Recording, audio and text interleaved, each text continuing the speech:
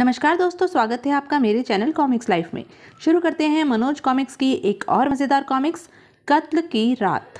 कत्ल की रात, लेखक अंसार अख्तर, चित्रकार प्रभाकर बाबू, सुलेख श्याम सुंदर। सोनिया माथुर इवनिंग शो देखने के बाद अपनी कार में वापस लौट रही थी। एक मोड़ पर कार घूमी तो हेडलाइट्स की रोशनी में सोनिया ने एक डरावना दृश्य देखा। ओह आई! सोनिया भयभीत हो गई, मगर उसने स्वयं पर काबू रखते हुए कार की गति बढ़ाई और कार को आगे निकालती ले गई। बैक व्यू मिरर में उसने कातिल को कुछ दूर तक गाड़ी के पीछे भागते देखा। सोनिया कार पोर्च में खड़ी करके भयभीत हिरनी की तरह दौड़ती हुई ड्राइंग रूम में प्रविष्ट हुई। चाचा जी!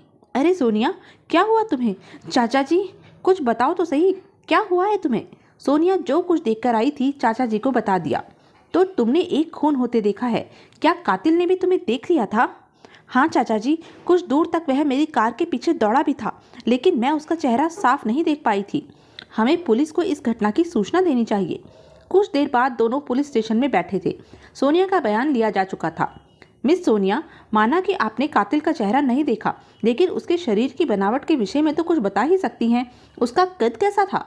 मैं इतना डर गई थी इंस्पेक्टर साहब कि कुछ भी नहीं समझ पाई थी। अब आपने पूछा है तो याद आया कि वह एक लंबे कद का आदमी था।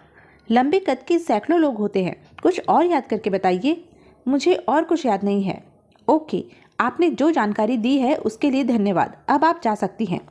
लेकिन इंस्पेक्टर साहब, मुझे एक बात का डर है, शायद कातिल ने सोनिया को देख लिया था। अतः कातिल को डर होगा कि सोनिया उसे पहचान सकती है, इसलिए वह इसे नुकसान पहुंचाने की कोशिश कर सकता है। मिस सोनिया का बयान है कि वहां सड़क पर अंधेरा था और यह कार के अंदर थी, फिर भला कातिल इन्हें कैसे देख सकता था? उसने सोनिया की कार तो देखी ही होगी। आप बेकार ही डर रहे हैं मिस्टर माथुर, सिर्फ कार देखकर ही कातिल मिस सोनिया को तलाश नहीं कर सकता। आप लोग निश्चिंत होकर अपने घर जाइए। ओके इंस्पेक्टर साहब। इस घटना के 3 दिन बाद सोनिया अपने मित्रों के साथ एक पहाड़ी झील पर पिकनिक मनाने गई हुई थी। सोनिया, चलो झील में बोटिंग करेंगे। तुम लोग जाओ, मुझे बोट में बैठकर चक्कर आते हैं। उसके मित्र 2 किश्तियों में सवार होकर झील की सैर करने लगे। बाय बाय सोनिया, ऊपर जाकर इन लोगों को दूर तक देखूंगी। ओह, यहाँ से झील पानी से भरे हुए कटोरे की तरह लगती है। वह पहाड़ी के किनारे बैठकर अपने साथियों की ओर देखने लगी। अचानक उसने अपने पीछे आहट सुनी। उफ! उसके कुछ समझने से पहले ही उन 2 हाथों ने उसे झील की ओर धकेल दिया। आई! सोनिया का शरीर हवा में कलाबाजियां खाता हुआ पानी से जाकर टकराया। भाग्यवश उसके साथियों ने उसे झील में गिरते देख लिया था। अरे, सोनिया झील में गिर गई। तुरंत ही 2 लड़के पानी में कूद पड़े। सोनिया पानी में गोते खा रही थी। लड़के तेजी से उसकी ओर तैरकर आ रहे थे।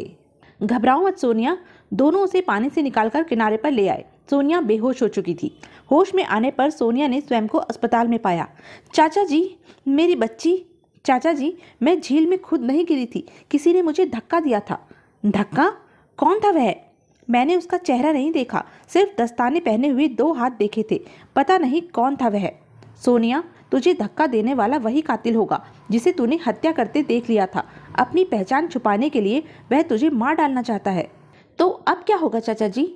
मुझे तो बहुत डर लग रहा है। घबरा मत बेटी, मैं अभी पुलिस स्टेशन जाकर तेरी सुरक्षा का प्रबंध कराता हूँ। पुलिस स्टेशन में इंस्पेक्टर ने सारी बात सुनने के बाद कहा, मिस्टर माथुर, आपकी भतीजी उस कातिल के विषय में कुछ ज़्यादा ही सोचती है। मुझे नहीं लगता कि उसे झील में किसी ने धक्का दिया होगा। यानी आप उसे पुलिस सुरक्षा प्रदान नहीं करेंगे? नहीं मिस्टर माथुर, महज आपके वहम के कारण मैं आपकी भतीजी के गिर्द पहरा नहीं बिठा सकता। उसी शाम मिस्टर माथुर एक प्राइवेट जासूस से जाकर मिले, जिसका नाम अशोक था। मिस्टर अशोक, मेरी भतीजी सोनिया की जान खतरे में है। उसके पीछे एक कातिल लगा हुआ है। मैं चाहता हूँ कि आप उसकी सुरक्षा का जिम्मा ले लें।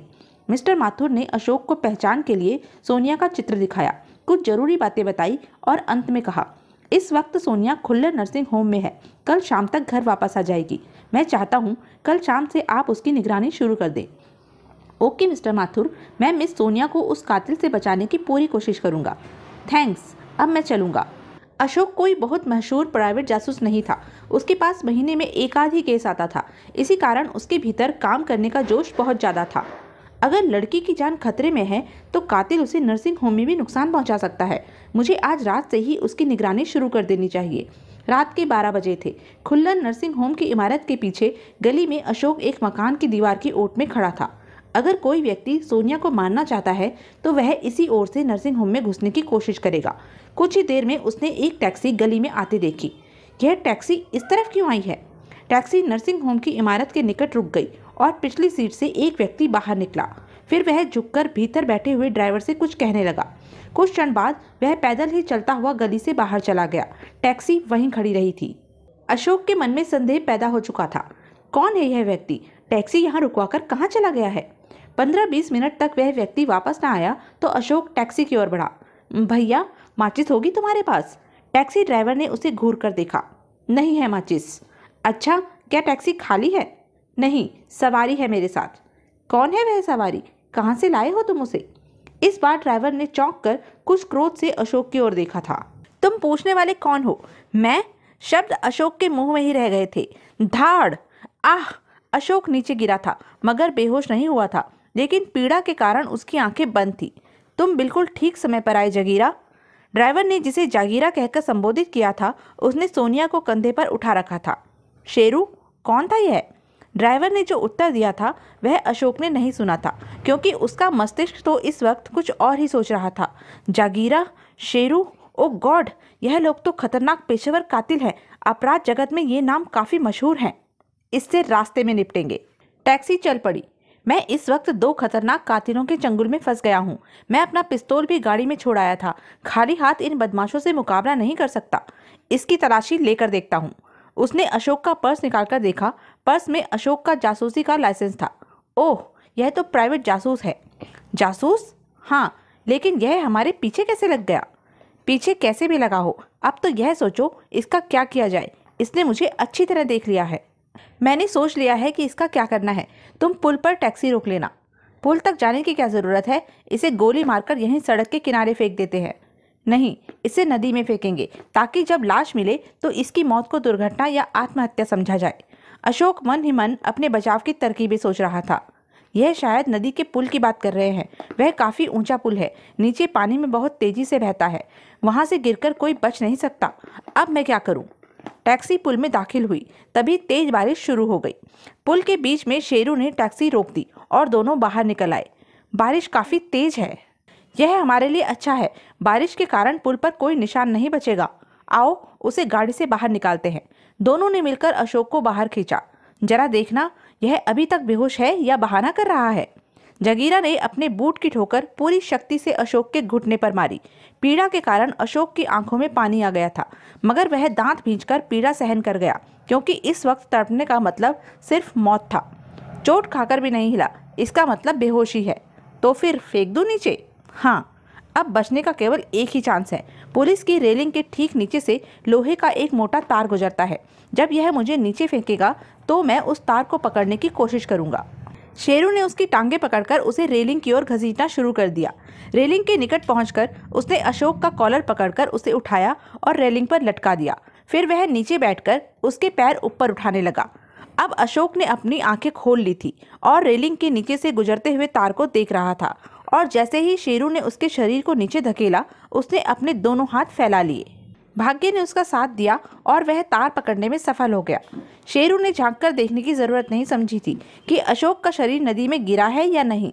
जागीरा पहले ही टैक्सी में बैठ चुका था। शेरू ने टैक्सी स्टार्ट की और पुल से बाहर निकाल ले गया। तार अशोक की हथेलियों में गड़ा जा रहा था, मगर वह पीड़ा सहन कर रहा था और जान बचाने के लिए उसी तरह लटका हुआ था। जब उसने टैक्सी गुजर जाने की आवाज़ सुन ली तो ऊपर पहुंचने का प्रयास आरंभ किया। तो यह थी अब तक की कहानी।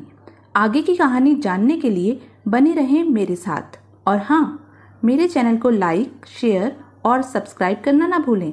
धन्यवाद।